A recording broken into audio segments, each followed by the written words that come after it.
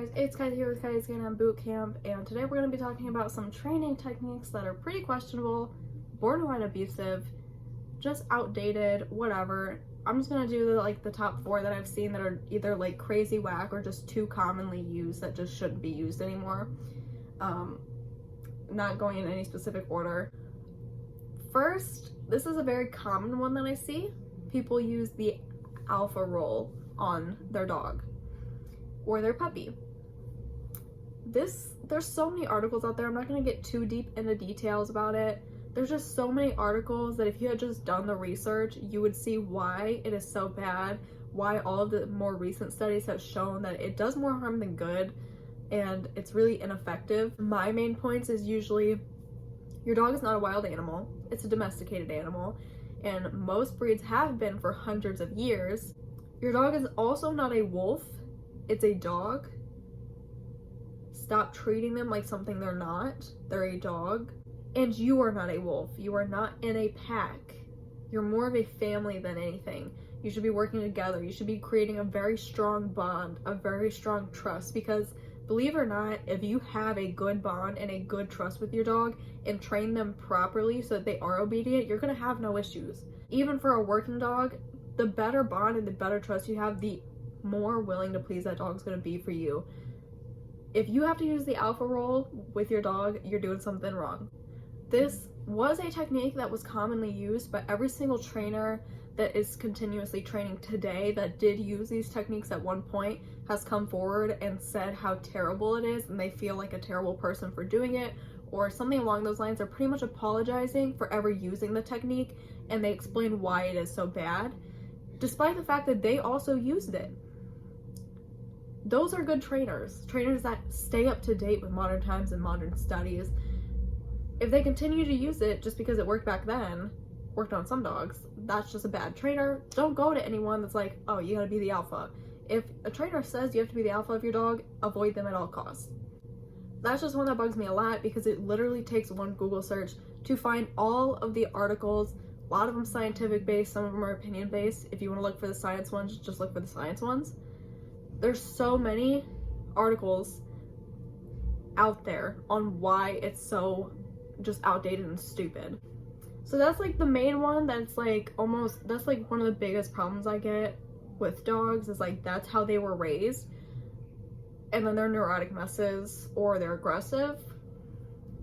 So now I'll just go into the 3 very bizarre ones. One of the bizarre ones that I had heard in a Labrador group from someone that has only ever had Labradors or just got their first Labrador is that when their dog bites them as a puppy, because you get a puppy, they don't know not to bite you when they play. It's what they're used to with their siblings. They still have to learn that. You have to teach them that. When their dog bites them to play, they bite it back. So your puppy is being a puppy and trying to play with you, and instead of grabbing a toy for it to chew on instead, like you should, it's called redirecting, you bite it back.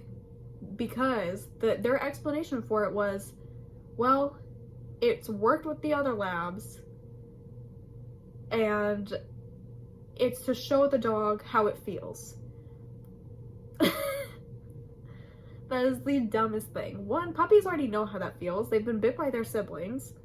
2, you should be redirecting the dog to the toy, and if that doesn't work as they get older, just redirecting them, you can cross your arms and turn your back to the dog and completely ignore it. Don't look at them, don't talk to them, just turn your back. If they try to get in front of you to look at you, you turn your back more. This is just telling them, okay, you bit me, now there's no fun. That's a good and effective way of training. It's what I use. It's worked all of the time. I can't really think of a case where it didn't work with a dog, but that's what you should do with a puppy. Redirect their attention to a chew toy instead of biting them. I feel like that was pretty self-explanatory. Don't bite your dog. That should be pretty like common sense. Just don't bite your dog. Also, you'll notice that these last 3 are all from a lab group. Those of you that know labs are going to put up with a lot of crap. If they had done most of this to something like a Belgian Malinois, they would not have limbs, honey. They would not have limbs. Labs are a very tolerant breed. That's what they're well known for. They're a very loving breed, a very caring breed, and a very easy breed. And if you try to use this logic on them, they say, okay, but I'm not working with a Belgian Malinois. I'm working with a lab. That doesn't make it right. And if you try to explain that to them, how, okay, and people beat labs and the lab's still fine, but does that mean that it's okay for you to beat your dog? No, because that's what they say. They're like, oh, well, I did this to my dog and they turned out just fine. Okay, and someone severely neglected Gage and let the cat beat him so bad that he has scars on his face, but he still turned out fine. Does that make it okay for them to do what they did to him? Answer is no. Just because the dog turned out fine doesn't mean that what you did was okay. So with that being said, this is another person that's only ever had labs. He said when their puppies do something that they don't like, they pick them up by the scruff and gently shake them. What? I believe with this person, he also said that he pushed his dogs on their back. He was one of the people that I think had said that it's to show them who's alpha. And he's also one of the people that when I tried to explain it to him in a way that he would understand by saying like, yeah, but that's a lab. Labs are going to put up with a lot. If you had done this to a Belgian Malinois, you may not have limbs today. Pretty much said that exact thing. He said, okay, but I am working with labs, so it's fine. And then when I explained, okay, but people beat their dogs and the dog turns out fine, does that make it okay? Because he said all of his dogs turned out fine. He said that's different. Not really.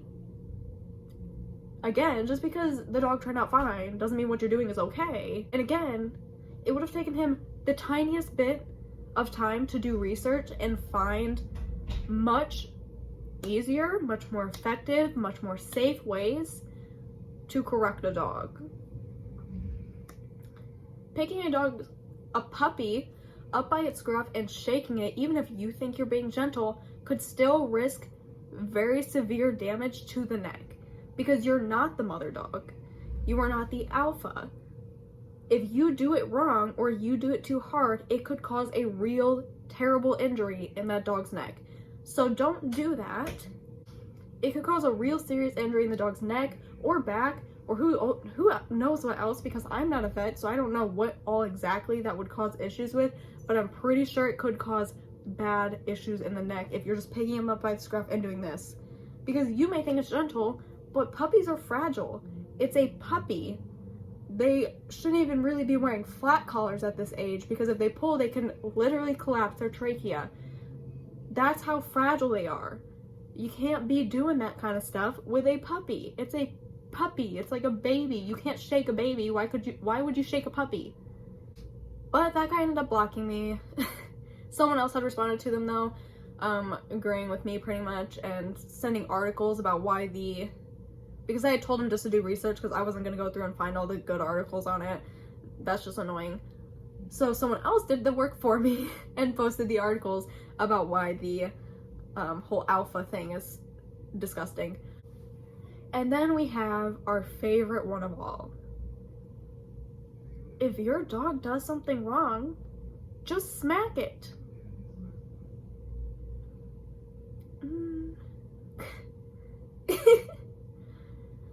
Here's the thing. It was a thing. Not even that long ago. People were still smacking their dogs. They were giving them spankings like they did with their kids because, you know, if you can do it to your kid, you can do it to your dog. And sometimes it did work. I'm not saying it never worked. Sometimes it did correct a behavior because it's similar to like if you were using a prong collar, you're correcting them and they feel that pressure, except for when you're smacking your dog, you're hurting them. And with certain dogs, this is going to cause extreme fear issues, especially in more sensitive breeds, like your herding breeds that we saw in one of our previous videos. Poor Castiel. In a lab, you're going to get away with it most of the time. They're going to be fine. They're going to learn that way. That doesn't make it right.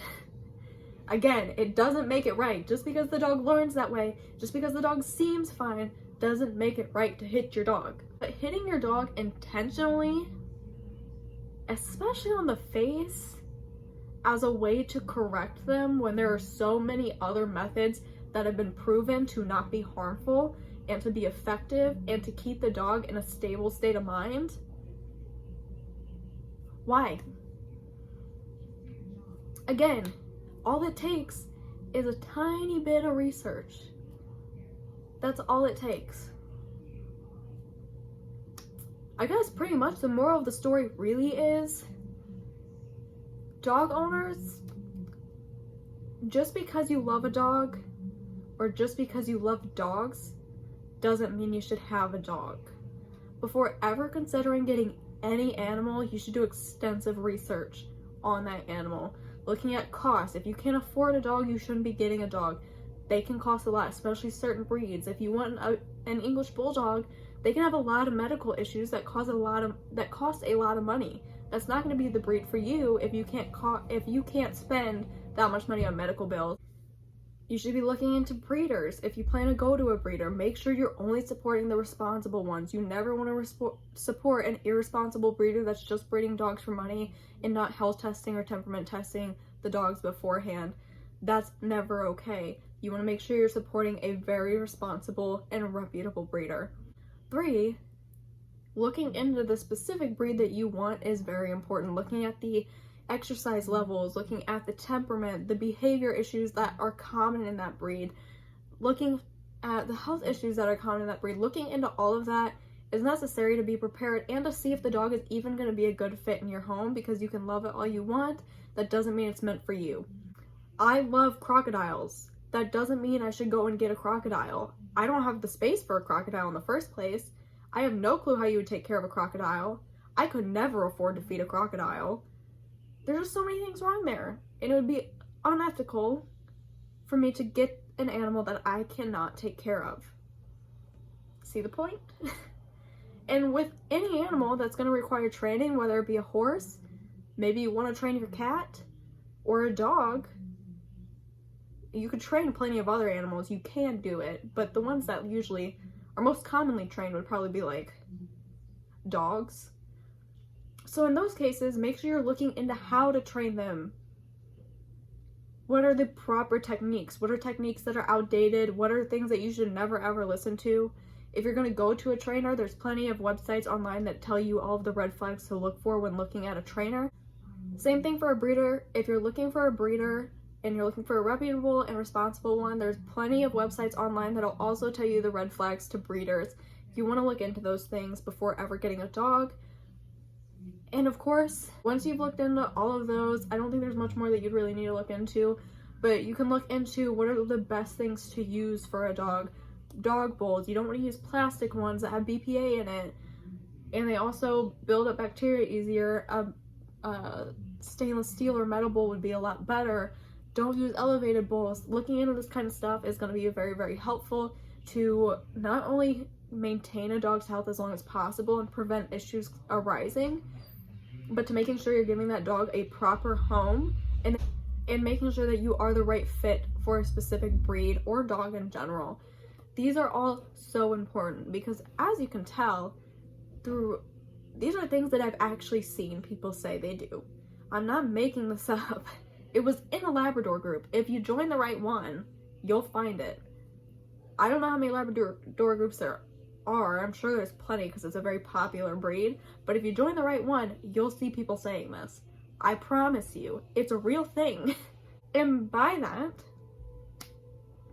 it just really goes to show how little people care to update the way that they train, and how little people care about their dog's mental state. It's not just about their physical well-being, it's about their mental well-being too.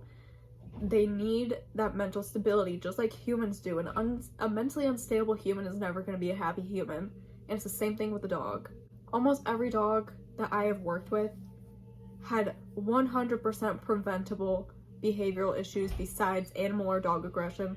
Those can be genetic factors. I can't fix those. Nobody could have prevented those. But things like anxiety or fear aggression, those are so preventable. If you Now, some people get the dog later in life. They were in a bad home previously. Obviously, they can't do anything then.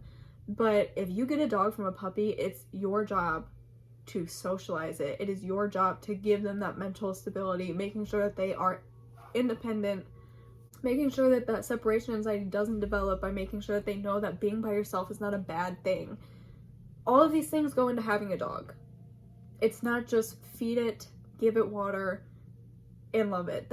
That's never going to make a good dog, and that's never going to keep a dog mentally stable. Believe it or not, loving a dog and treating it right will not fix anything. It will not prevent anything. Also, if your dog has genetic aggression issues, either with dogs or other animals, you loving it and treating it right is never going to fix that. That's genetic aggression. You can't fix genetics. I'm sorry, sweetie. You can't. But that's just another reason why doing your research is so important. If your dog's breed is prone to dog aggression or animal aggression, you would know ahead of time and you'd be prepared for it. While you can't fix it, you can definitely manage it and get it to where the dog can ignore other dogs walking by. They're just never going to be able to have a dog in their actual space. And it's your job to keep dogs out of their space, or those other animals out of their space. So that's all I have to say for this video. I'm sure I could find a lot more if I really go digging, especially on that Labrador group. There are some crazy training techniques that people use. I could probably turn this into a series, but I don't really want to because it's kind of a scary place to go. But those are like the top 4. First one is really just like what I see the most of. The other 3 are just like bizarre, crazy crap that I've seen online. And I guarantee you there's probably a lot worse out there. I wouldn't recommend going and looking for it. It's just a scary place to be. That's everything that I have to say on this video. Those are my top 4. First one was really just like what I see the most of. The other 3 are just bizarre. Except for, I guess, hitting your dog is still decently common. I hate it, but it does still kind of happen quite a bit. It's not super bizarre, unfortunately. But the other 2 are just bizarre. Whoever thought of that is crazy. Anyways, that's everything. I'll see you guys next week.